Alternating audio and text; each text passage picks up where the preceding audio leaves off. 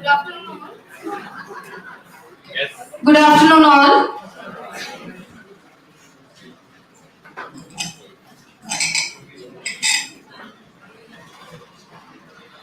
Welcome to the recent Blockchain Trends and Verticals for Future Opportunities, hosted by East Point College of Engineering and Technology. We live in an era of rapid technological advancement, and blockchain is at the forefront of revolutionizing industries across the globe. From finance to healthcare, supply chain to digital access, blockchain is creating the pathways for innovation and entrepreneurship.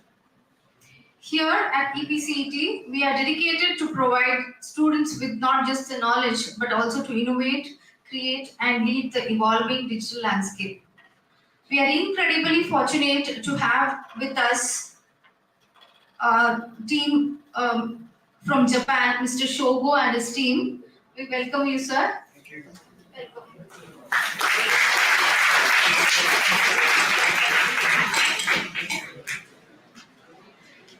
Let's begin this auspicious occasion with the lighting of the lamp. Dignitaries to please proceed towards lighting of the lamp. It's a tradition that we follow for any auspicious occasion.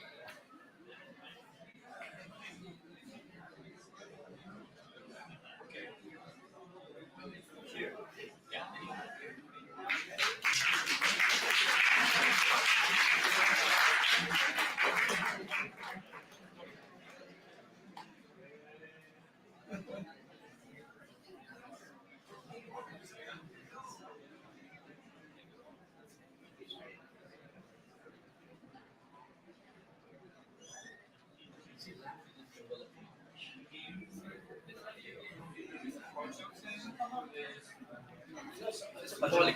It's symbolic. It's cultural. Light is right.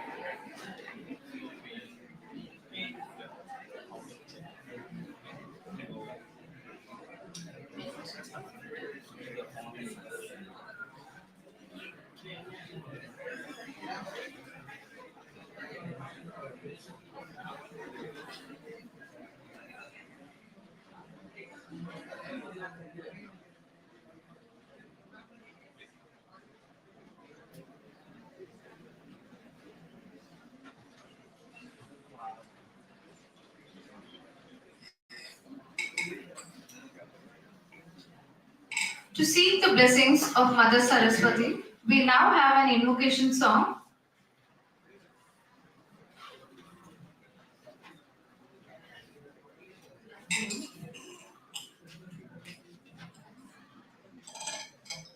तेरी आराधना करूं, तेरी आराधना करूं, पापों क्षमा कर जीवन दे, दया की अर्चना करूं, तेरी आराधना करूं, तू ही महान सशक्तिमान, तू ही है मेरे जीवन का संगीत, तू ही महान सशक्तिमान, तू ही है मेरे जीवन का संगीत, हृदय के काछेड़े चमका, हृदय के ताछेड़े चमका, तेरी आराधना है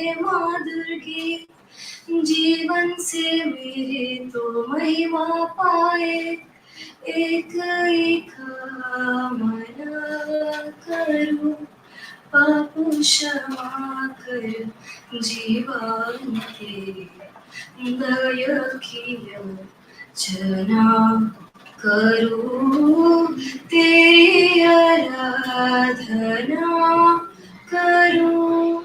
Thank you.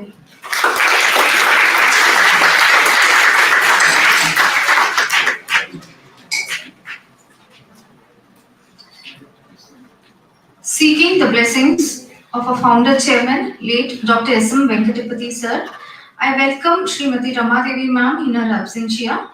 I also welcome our CEOs, Mr. Pramod Gowda sir and Rajiv Gowda sir in their absentia. I now welcome our distinguished guest, Mr. Shogo, on this occasion. Here is a brief profile about Mr. Shogo. Mr. Shogo Ishida is a current co-CEO of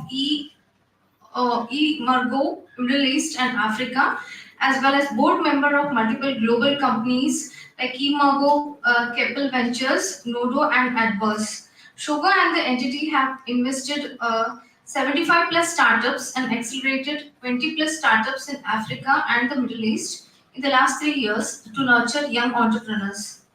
Formerly, Shogo worked in the Japanese diplomatic mission and the foreign minister and deputy prime minister of Japan. Having previously spoken of the World Economic Forum 2023 in Davos, Shogo was also appointed as a visiting researcher at Keio University Graduate School Center for Research on International Business Creation in March 2023. With these few words, we once again welcome you, sir. I request our principal to welcome him.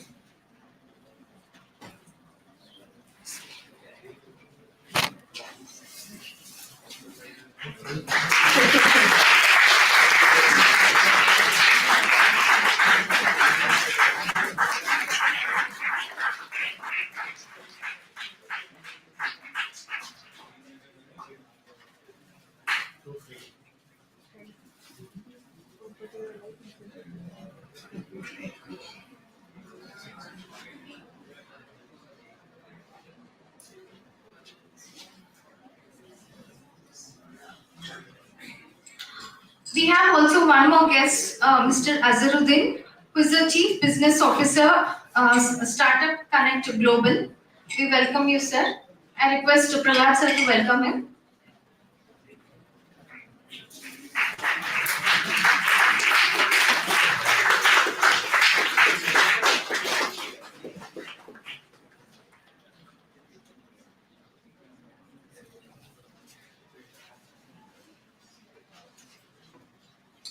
I also welcome Mr. Srihari Prasad, Associate Partner, Startup Connect Global. Welcome you, sir. I request our principal sir to please welcome him.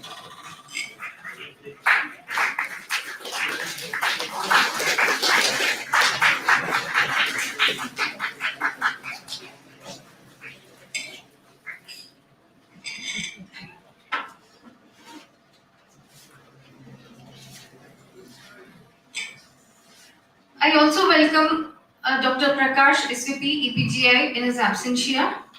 I also welcome Dr. Yogesh sir, who was instrumental in connecting us with Mr. Shogo.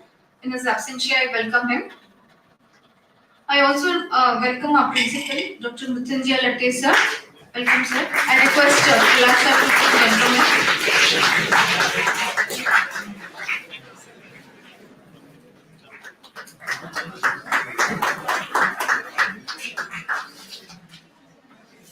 I also welcome our Director of R&D, Mr. Professor Prahlad sir.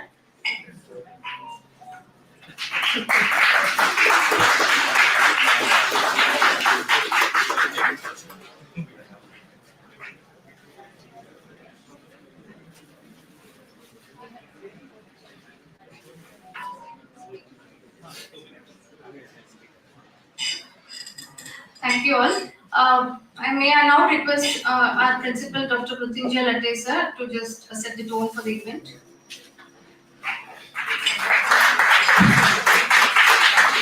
Good afternoon, everyone.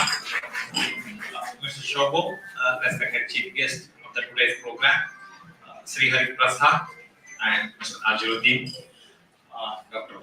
Pralhad Rao sir, and all my faculty colleagues and my dear students. Yes, it is a great opportunity to hear from Mr. Shobho, who is connected to international startups in a very big way. And fortunately, the technology which is identified recent blockchain trends. So this particular specialization program we are also running as a Bachelor of Engineering program in our college. So we have the 4-year degree program here with the same specialization. So all along, you should remember that whatever the information, whatever the opportunity, the knowledge comes from any angle, you should receive it. This is the stage you have to acquire more and more knowledge, which is definitely going to help you in a very big way. And since the team is specialized with guidance, consultancy, and support to take up the startups, so you should also think on the startups, because Government of India is also encouraging our youth to take up the startups and come out with a very big Make in India and Make in India. This is a main slogan of Government of India, and financial support mainly it will be coming in a very big way. So in this direction, whether it is at the regional level or at the national level or at the global level, so the real participants or the real competitors are here. So I take this opportunity to welcome all the 3 members, and I also request all of you to get a good information about the startups and the details required. So this particular program is arranged by Department of Electronics and Communication Engineering, Dr. Yogesh, and I take this opportunity to thank him and appreciate for his efforts for identifying this particular program. I wish the program a very best. All of you.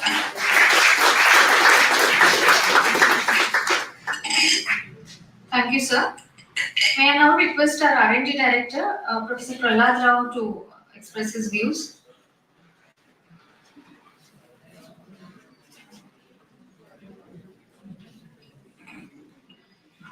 See, the earlier education, we used to have 4 years or 5 years of graduation. Then later you used to have some time, incubation time, where you do some career and all that. But today it's not that.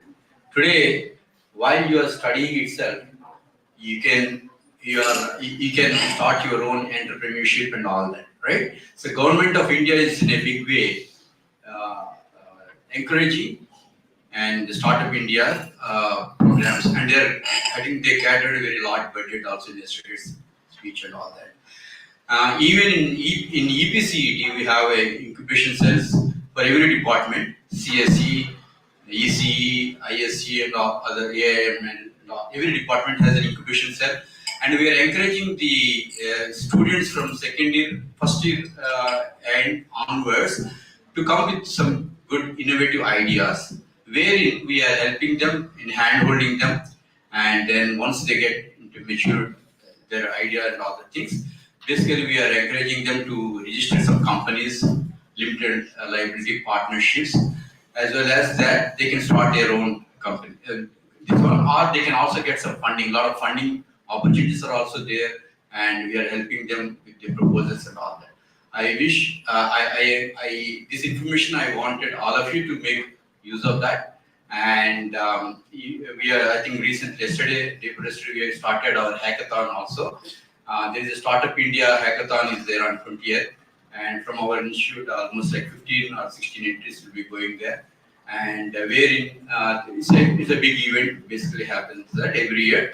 And yeah, so that's how the while you're studying itself, you can come up with ideas, and you can start your own industry and all that. So even say Professor Shigo and his team, they're also in this. In globally, they are connecting the young entrepreneurship with the venture capitalists and other things. I think we should hear more from you, sir. Basically, the opportunities and all that. And I welcome this team. And the blockchain technology, you know, that last 4 or 5 years, it's in a big way. It is worldwide. It's creating a lot of this one. And one such outcome is the cryptocurrency. You know that most of us know that. And also, that's not the only application. There are supply chain management and the banking and all things. Many applications are there. Wish to hear from you, sir. Thank you.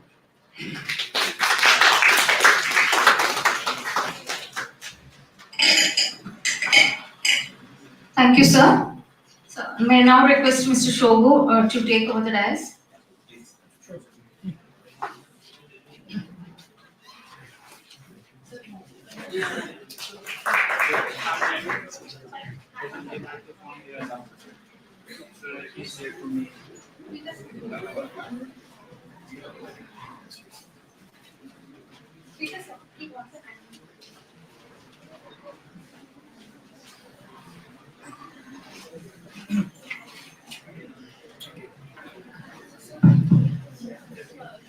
Few of the students, please come up. 2, 3 students, please come and help us. Boys, please come. Students, please come.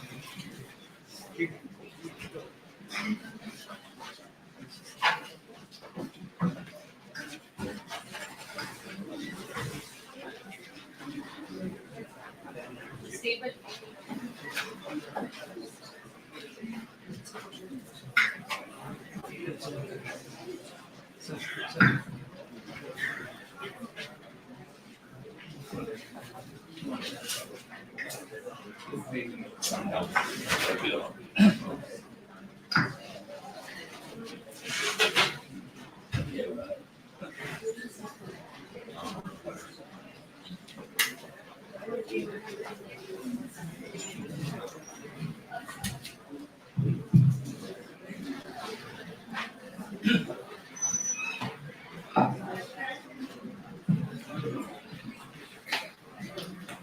Okay, hello everyone.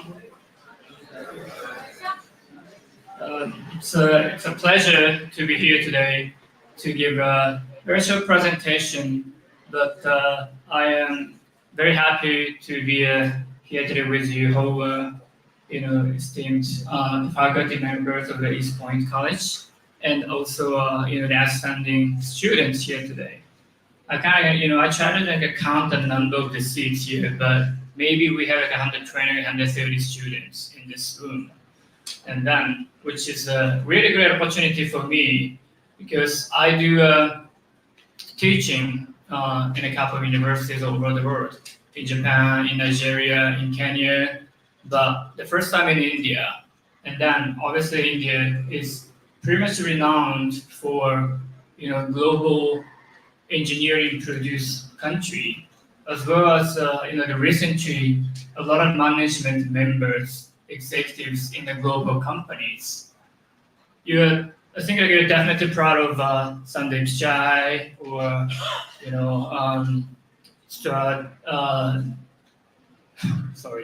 Nadella, and all of these executives in the Google, Amazon, and which are pretty much occupied by either Indian nationals or Indian heritage national. So then, we Japan, I'm originally from Japan. So then, I myself is sort of proud of myself being a Japanese, because we used to be sort of the number one tech company, but not anymore.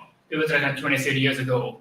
And then every single house all over the world had a Japanese television before, but not anymore, because we didn't improve. Probably, the average salary of Japan has been very stable in past 30 years, unfortunately. When you take a look at the average salary of the US people, well, it goes like, maybe like 3 times within this 30 years. India, I didn't see the statistics, but maybe like 6 times or 8 times. Vietnam, 10 times, Indonesia, 12 times. So then the rest of the world is improving in a very, very fast speed. However, we Japan has been left behind because maybe we are too proud of ourselves. We became too snobbish, and then now we have to learn back again from the world. So I am myself as a CEO of a global company called Imago, which is a three founding entity of the Cardano blockchain. If you have a bit of a knowledge about the blockchain, you know that what the Cardano is. Cardano is the 20 billion US dollars market cap at a huge, huge blockchain project. And I'm one of the executives in such a 20 billion company.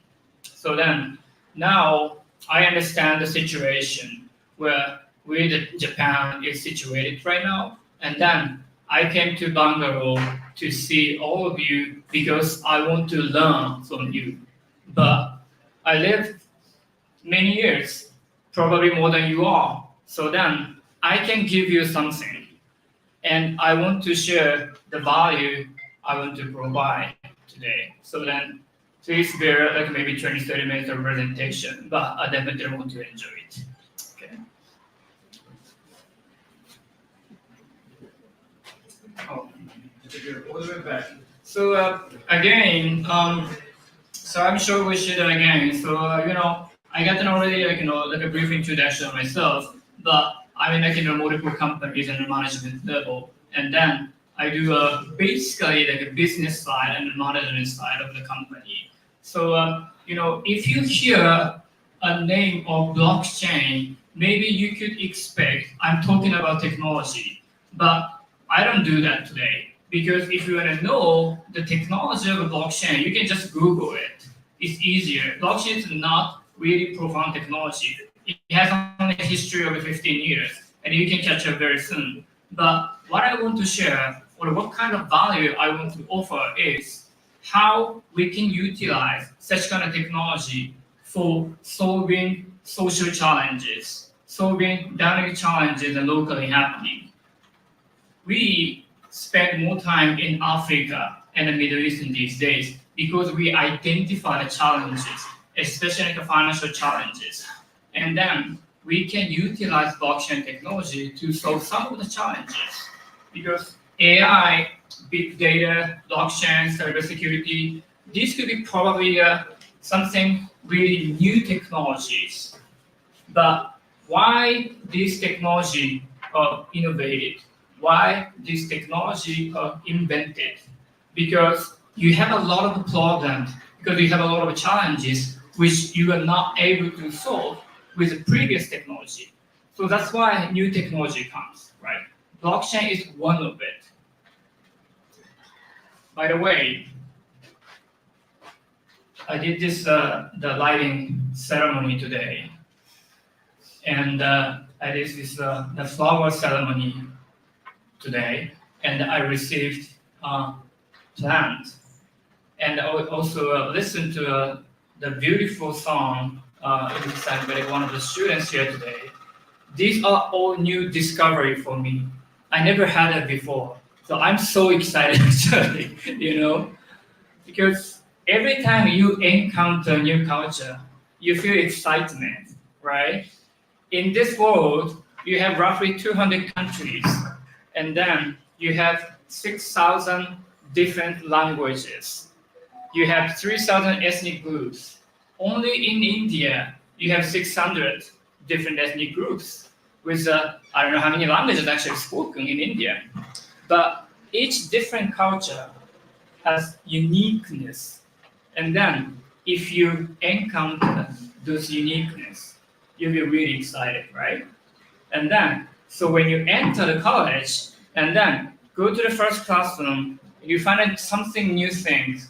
I think that you're very, very excited, correct? Right? Yeah.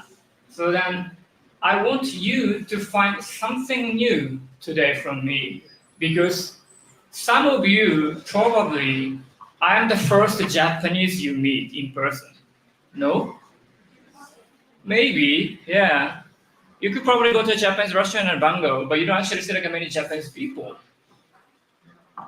So maybe you don't know the Japanese are real or not, right? But you know that the animations, a lot of coming from Japan, and they're pretty much like produced by the Japanese people. So we are real, and I'm real.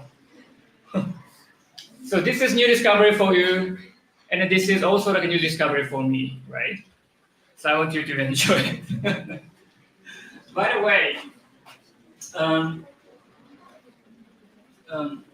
so again, we are the Imago. Imago is one of the 3 founding members of Cardano. So I would say Cardano is one of the top, the blockchain projects. If you hear something about the blockchain, maybe you can imagine, okay, it's crypto, maybe Bitcoin or Ethereum, but which is not really correct, because blockchain or cryptocurrency is one of the user cases of blockchain technology. So it's not equal, it's nearly equal. So we have a lot of user cases other than cryptocurrency by utilizing the blockchain technology. For example, digital identity. When you go to the Bangalore airport, Digiyatra created the very decent the KYC digital identity program, which is powered by blockchain, which is also the kind of the use case for the blockchain, right? And then when you see ICICI banks, they are tokenizing the invoice between the transaction between Tata and the banks, and which is also powered by the blockchain technology. Another user cases. So then crypto is very popular and famous. So that's why people imagine cryptocurrency when you hear the blockchain. But remember, it's not equal. Cryptocurrency is one of the use cases of blockchain. Okay.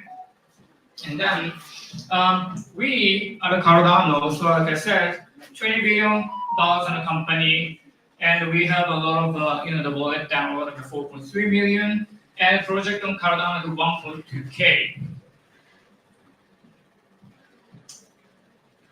But I said I spend more time in Africa, especially in Nigeria, Kenya, and South Africa, because my position as an management, what is the best skills you should probably have when you want to become like a management level of the companies? I would say not a technology or maybe like an engineering skills, but I say, well, the capabilities to identify problems and solutions. That's what I believe. Because if you can't identify the issues, just in front of you, how would you be able to deliver the solutions?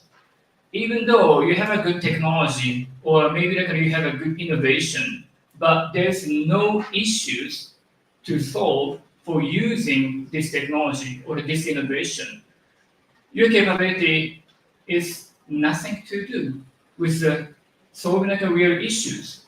So then, if you are going out of college sometime and then get into the professional area, and then if you want to start building your career, you might always have to think about it. Okay, what's the issues here? What's the challenges in front of me? And then how I can help solving this challenge.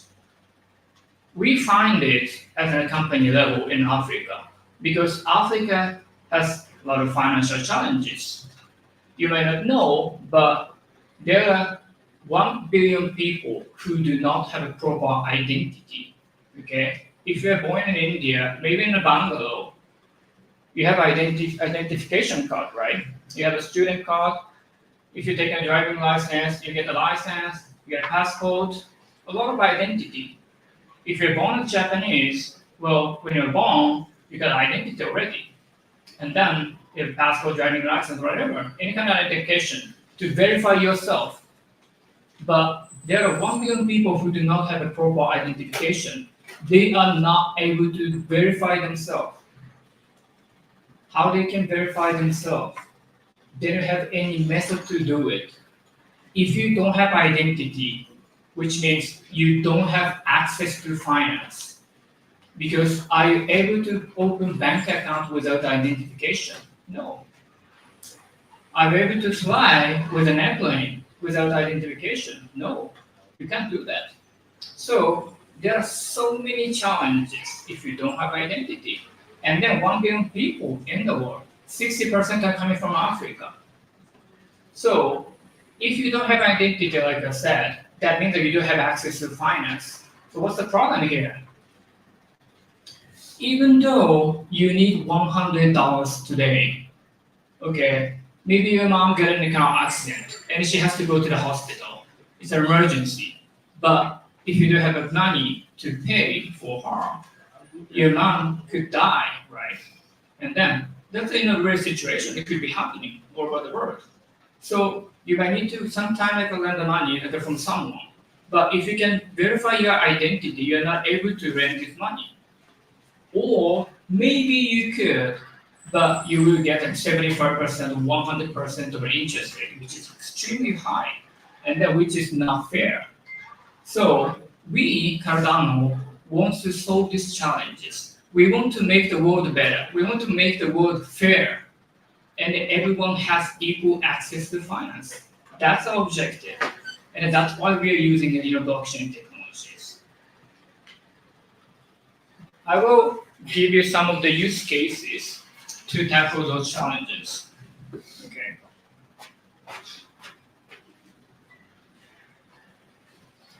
But before that, well, let me just summarize what's the objectives I have to face you, the students.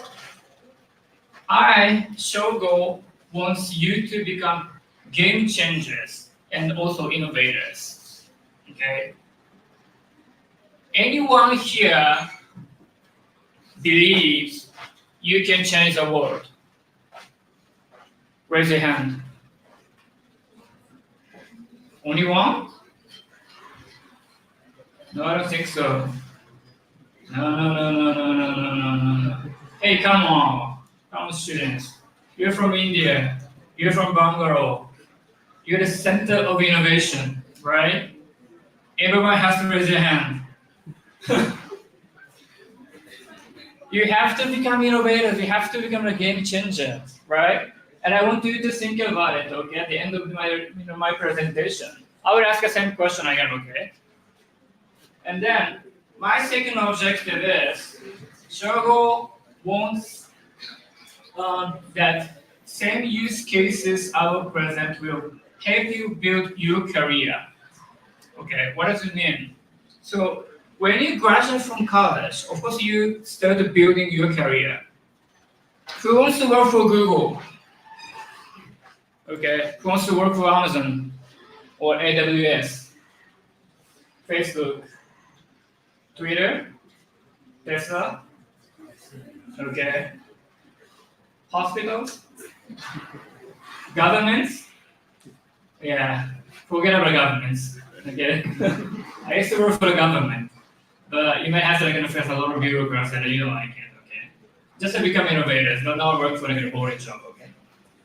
And the third objective, I want you to pay attention to the issues and solutions again.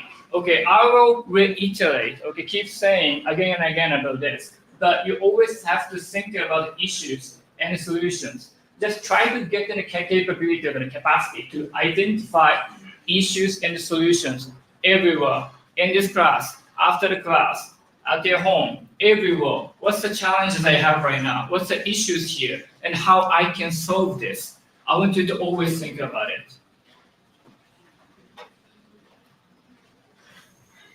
Okay, then let's a little bit talk about the blockchain.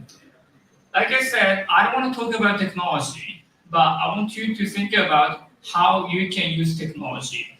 Because blockchain, AI, whatever, what kind of technology, any kind of technology, which will make your life better, but you are not using technology for the technology. You are using the technology to solve some challenges, right? Like I said, there's an issue here, and then maybe blockchain can help solving this challenge, but maybe not. So you're going to have to identify what's the method is best suitable to solve this challenge. So blockchain can do a lot of things. Like I said, it's per crypto, and the use cases has a lot of different examples. But it's not a simple power. 10 years ago, many people say blockchain can be an next internet and which can disrupt the world. But I don't really think so, because it's just a technology. Technology doesn't change the world. People change the world. So you have to use the technology wisely. And then there are some areas blockchain can fit, and the blockchain cannot fit. So I will give you some example of the use cases where blockchain can fit very well. And then I want you to think about it, because like I said, in my objectives, I want you to have very good career after graduating from this college. Some will say you want to work for Google. That's really great. One of the top best companies in the world. Okay, you could do a lot of things in Google. That's a fabulous thing. But some of you might want to become founder of a company. You might want to pursue the entrepreneurship. You might want to become CEO of a company, and which has a lot of capability to solve the issues. If it's like that, I will be very, very happy, because you have to become a game changer, right? So there are 4 major characteristics of blockchain. I want you to just keep that in mind, because it will help you to understand better for the use cases. 1, it's extremely difficult to tamper with. Blockchain system is like this. Okay. Whole other system, Web2 system, is like this. Imagine the previous technology, or maybe like I would say the Web2 system, or Web2 structure. You are in a classroom, and the teacher decides everything. That's the previous one. Maybe it's easier for you to accept, because teacher says, okay, A is A, B and B. That's fine. But sometimes you might want to build something by yourself in a democratic way without a teacher. That's blockchain. So if you're building some consensus within a classroom, the consensus is made with a teacher centered. That's non-blockchain structure. But with a teacher, and you create a consensus structure, only students in a democratic way, that's blockchain. So once you make a consensus with the students, that decision is very democratic, right? And then it's not very centralized. This is the key part of blockchain. Blockchain is not centralized, it's decentralized. What does it mean? It means if you want to make a transaction, if you want to send the money to someone else, maybe digital rupee from me to one of your students, you might have to use the bank system or the application. This is centralized system because bank control everything. Bank decides everything. So my digital rupee is going with centralized system, which is slower than decentralized system, and also which costs more because you have a lot of people inside. But in decentralized way, because I'm sending my money to my friend directly, so there's no one in the middle. So it's very direct, and it's very fast, and it's very less cost. This is what is the very basic of the blockchain. But of course, it has a lot of problems because if you don't have a centralized system, let's say like a bank or maybe the government, you have less trust, right? Because if someone like banks is involved in a transaction, you have more trust. If I'm sending my money to someone else directly, it depending upon how much trust I have. So that kind of difference is happening between decentralized and a centralized system. No system downtime. Yes, because your consensus is made in this way, even though one of the students in the classroom is absent of cold or flu or whatever, many other people can recover, and then they have their transaction history. They know the record, so it's easy to recover. If you relying upon one teacher who holds everything, like I said, this teacher make whole decision. If the teacher dies, your record is gone. Okay, nothing remains in this classroom. But if whole record is stored by whole students in decentralized way, even though one of the students die, unfortunately, but still rest of the students are healthy, you still have the data, right? This is what I'm saying about no system downtime. Also, transaction record cannot be erased because in the blockchain system, you actually create a lot of blocks, okay, in engineering. And then, so a lot of consensus algorithm is coming into one block. And then once the block is filled, new block comes in. A new block comes in. A new block comes in. So you want to go back to the previous data.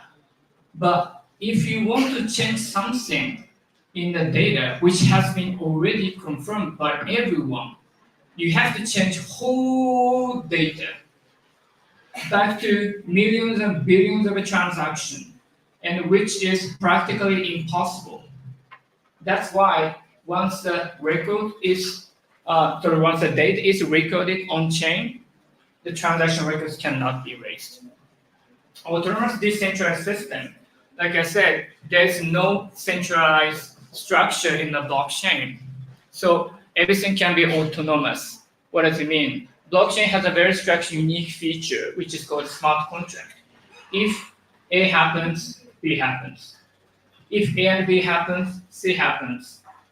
That kind of data can be recorded and preset in the blockchain system. So if the conditions are met, it automatically happens. So when it comes to the automation, blockchain is very, very splendid. However, like I said, blockchain is not a superpower again. It cannot solve whole project and problems. So then remember what blockchain can fit, and sometimes there are many things on which blockchain cannot fit.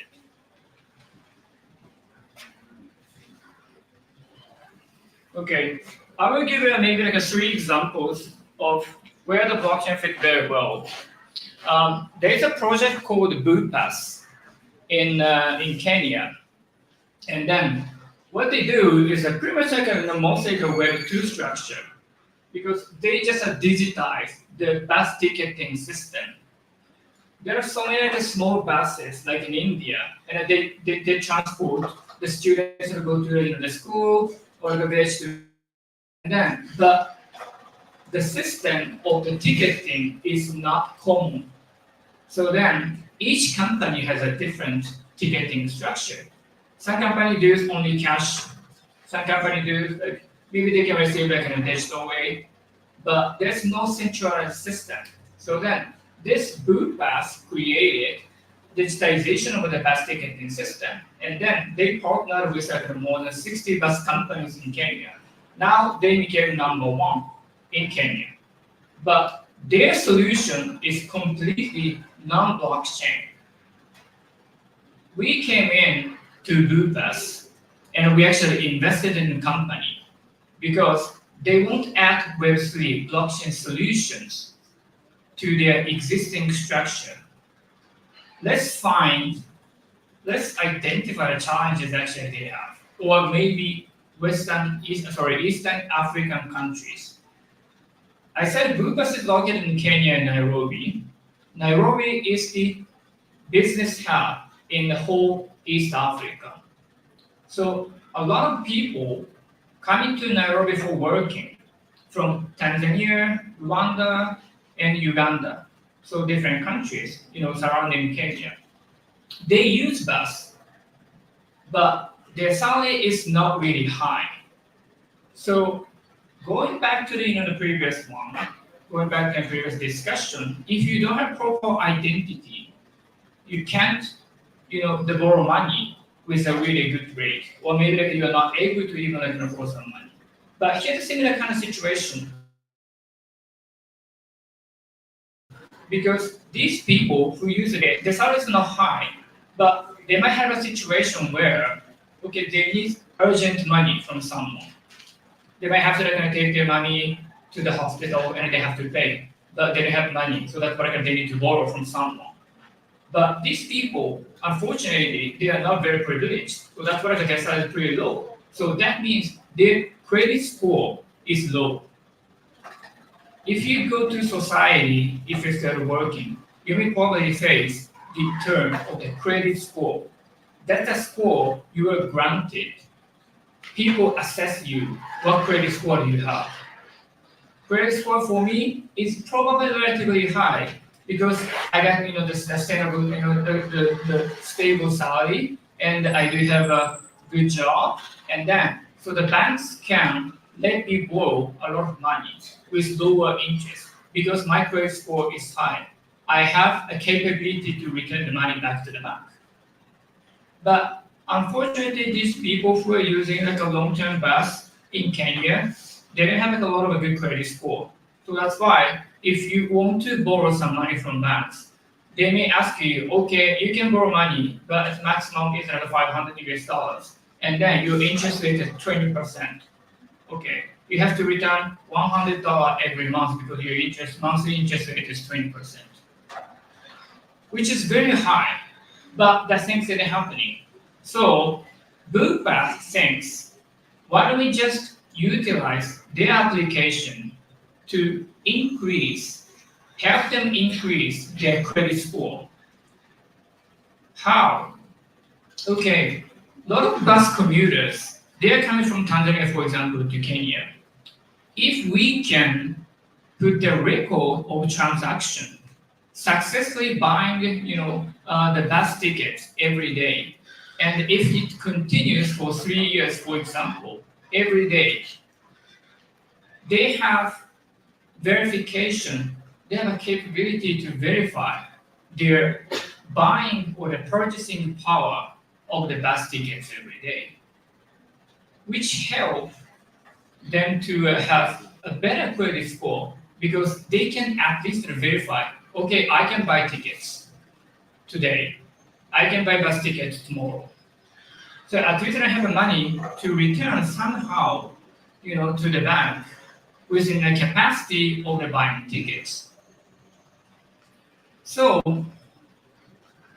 blockchain comes in here because, like I said, data once on chain, once on a blockchain, cannot be altered, and it's immutable data. So people are not able to erase the data, going back to the previous record, or they're not able to change the data, going back to the previous record. So if you can utilize a blockchain very wisely, and they help them record on the purchasing tickets, that can create better credit score. That's how we use for the BookPass and utilize the blockchain technology wisely to solve this challenge here. This is one of the examples.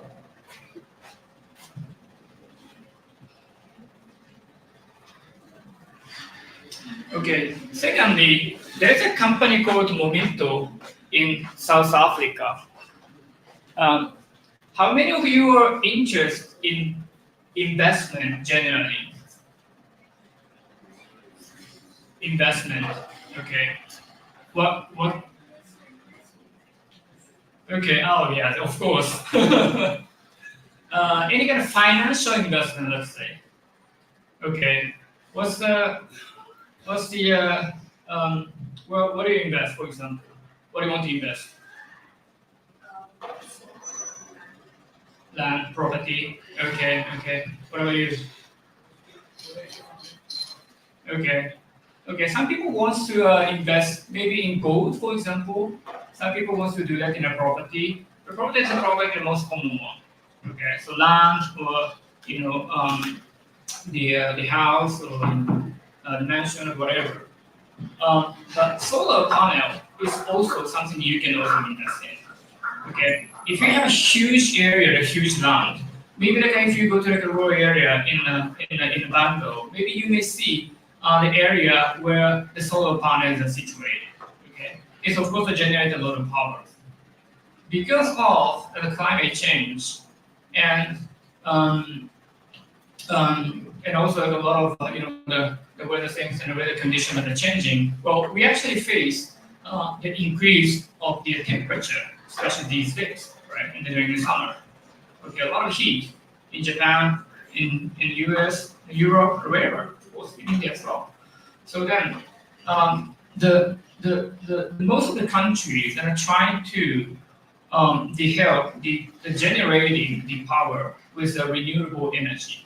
Don't try not to relying upon the the charcoal kind of things or instead the energizing with the fire power as well.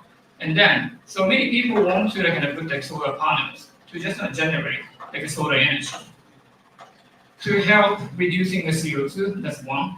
And of course, in the case of South Africa, because they have 1 hour regular blackout every day because of the shortage of power in the country. So Momito, what they do is, okay, you can invest in a solar panel, but if you don't want to buy one solar panel, we can fractionalize the ownership of the solar panel, and then you don't have to physically have the solar panel. We can tokenize the rights of your ownership of the solar panel, and then you can hold the tokens. And then because of the holdings token, you are eligible to receive dividends. That's the system they are creating, and it's all powered by blockchain system. Because if you have to invest in a solar panel, maybe you have to buy a solar panel, but you don't want to because it's huge, right? And then if you don't have enough money, even though you want to invest in a solar panel, maybe you're not able to buy the whole solar panel, but you might want to partially own this solar panel. We could do that technologically. So then we fractionalize the ownership itself, and then your ownership is tokenized. So you own very small token on your smartphone, but you don't physically own the solar panel, which actually solves a lot of problems. You can invest, you can earn money from this dividend, and then of course, building a lot of solar panels can help the world, right? They're trying to just create a lot of renewable energy and try to reduce the CO2. So in this way, blockchain can have a lot of other use cases as well. The last use case I want to present is the AfriX, the company called AfriX, which is headquartered in Miami and also Nigeria. Again, they are cross-border payment company or maybe like a remittance company. Okay. Have you had a chance to utilize maybe a TransferWise or Western Union to send your money to someone else living outside of the country? Maybe not. Yeah, but it is quite common, in the world. Well, for example, like I have my bank account in Dubai, and if I wanted to send, some money for my parents, I'll do that, right? It's bank transfer, and it costs me roughly $20 for the payment, and for the transfer cost. And if you use the TransferWise or Western Union, which is a remittance company in a traditional way, sometimes this company charges you 20% of the total money you send. In Africa, it's very common and it's very problematic because a lot of people going out of Africa to the US, London, and they're working in those countries. And I definitely believe a lot of Indian people also going to Dubai for working, right? because they want to get better salary and they want to send more money to their family. That's very common. And then in this case, if you are charged 20% of the total amount you were sending, are you okay with it? Do you like it? Of course not. You want to send $1,000 to your family, but your family receives only $800. $200 go to a centralized system. It's not really good. I don't think it's very fair, right? And then it happened in Africa because you can't send directly US dollars from US to your family in Nigeria. It has to intermediate by a lot of banks because there's no direct exchange between US dollars to Nigerian naira. So it has to go to, for example, like from New York to London, and then London to Kenya, and then Kenya to Nigeria. There are 3 banks in the middle. And then, of course, the transfer cost goes up and goes up because of the number of the intermediary. So RDX wants to solve this issue. Because this situation actually goes worse after COVID-19 and also the Russian invasion in Ukraine. Russia and Ukraine are major producer of flowers. You eat naan, dosa, which is made of flowers, right? And then, so flower price have to go up because of the invasion, or because of the war, or maybe because of the COVID. Because Africa relying 85% of its imported flour from Ukraine and Russia. So basically demand goes up, and of course the price of flour goes up. So their spending for the eating unfortunately goes up after these 2 incidents. And then a lot of people has to go outside for a better job. In past 20 years, the African immigrants from Africa to US actually 4 times bigger. Okay. Now we have 2 million African people are working in the United States, and then they are sending their money to their family. So I said 20% of the transfer cost, and which is not really fair. So we want to solve this challenge, and Africa did, because they receive US dollars in Miami, and then they convert it into the stable coin, USDT or USDC, and send immediately to the Nigerian company. And the Nigerian company just cashing out and exchanging to Naira, and then bring it to the family. They charge only 2%. 20%, 2%, which is better? 2%, yeah, of course. So this is the sort of power of technology. If you use blockchain technology wisely, I don't know how much you like, how much you don't like crypto, but this is a very better way and a good way of using crypto. So just don't hate it, Just think wisely and use it wisely, because there are so many things you could do to solve these challenges. Finally, okay, there's just I'm just actually finishing up on my presentation, so I'm just going to try to conclude mine. But there's just one story I want to share the students here today. There's a beautiful female from Portugal called Maria, and she now lives in Bangladesh, Dhaka. Okay, she was born in Portugal in a very poor family with a single mother. There's no father. Okay, at 2 years old, her real mother passed away, and then so she was abducted. She was raised by a stepmother, which is a refugee from Ethiopia. Okay, so this refugee mother has 6 other children, and this Portugal Maria became one of the 6 children with them. And this stepmother also passed away when she was 9 years. So Maria has to start working since she was 12 years old, and then she was working for the cleaning worker on the street and on the building. But Portugal didn't actually give a lot of money to her. So when she was 18 years old, she moved to London for a better job. She actually did 4 jobs at the same time, and then she actually helped her family because she also had 2 brothers and sisters. So she decided, okay, if I'm just not doing this job for permanently, I will get rich, and it's very difficult for me to raise other brothers and sisters. So she decided, okay, maybe I can become the cabin attendant of the Emirates Airlines. So she studied English and French. She didn't even graduate from secondary school, but she became actually very fluent in English and French and Portuguese, of course, the native language, and Spanish.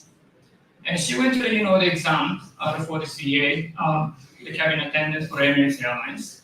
And then she did a very good presentation. I'm sorry, I'm from very poor family, okay? But I need this job, and I'm very fluent in 4 languages, and I can study very well.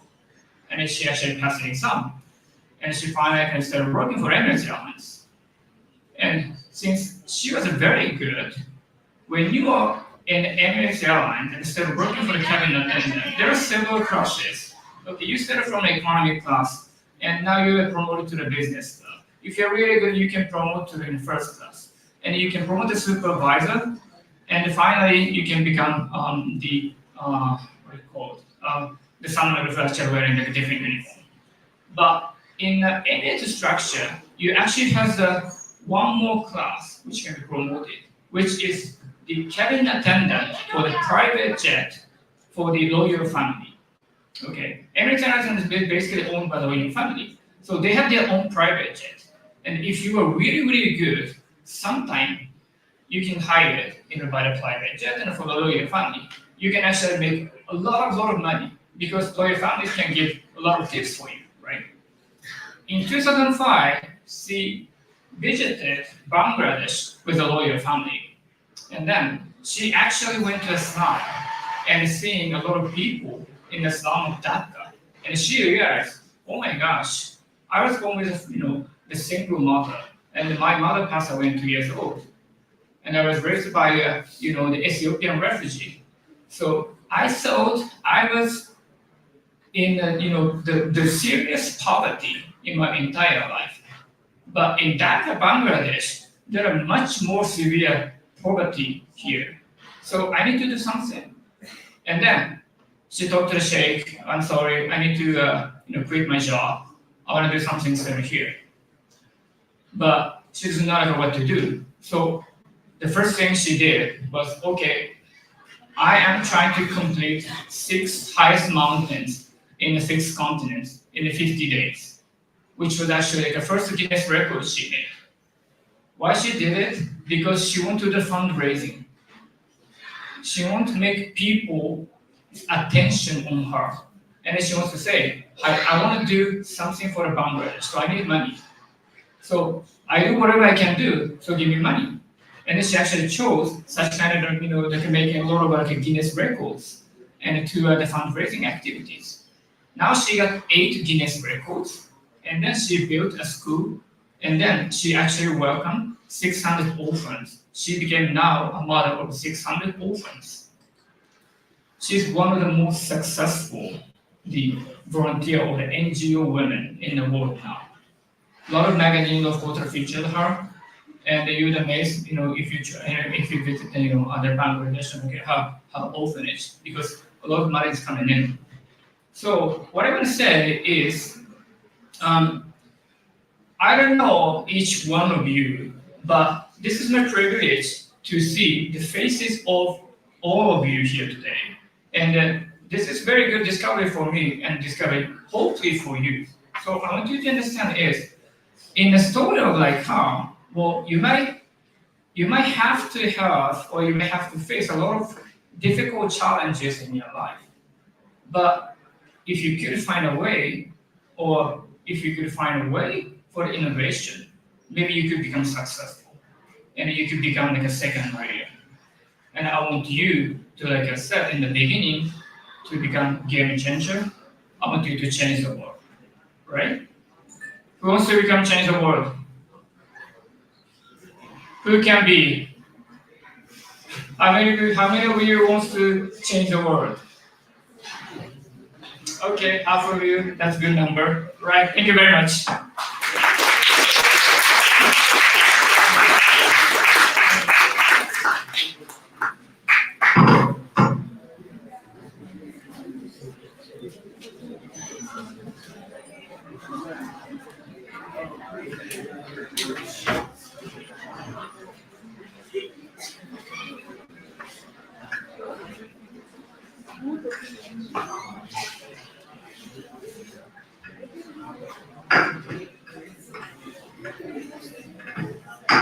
Thank you, Mr. Shogo. It was a very inspirational session. You showed the way and motivated the students to be a game changer. And thank you for cultivating that spirit of entrepreneurship. Hope to see many Marias in the whole crowd again. Thank you once again. It was a very nice session. Thank you for the whole team for spending time with us and coming all the way to East Point.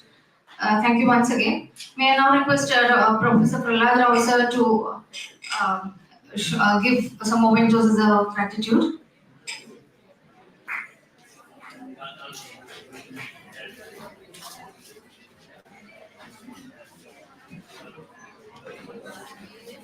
So please come.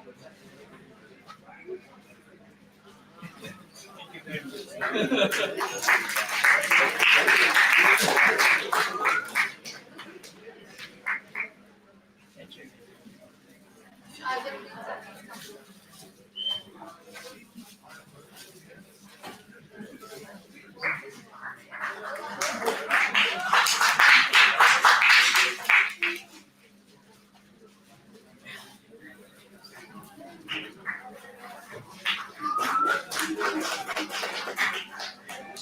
We will have a group photo, please.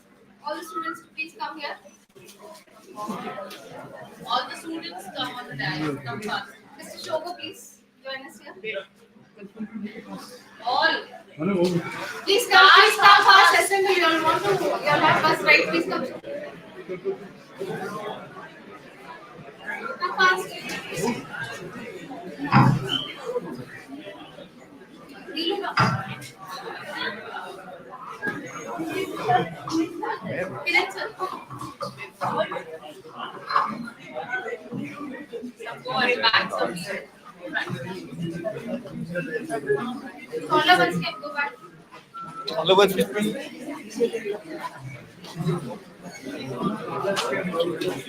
Fast.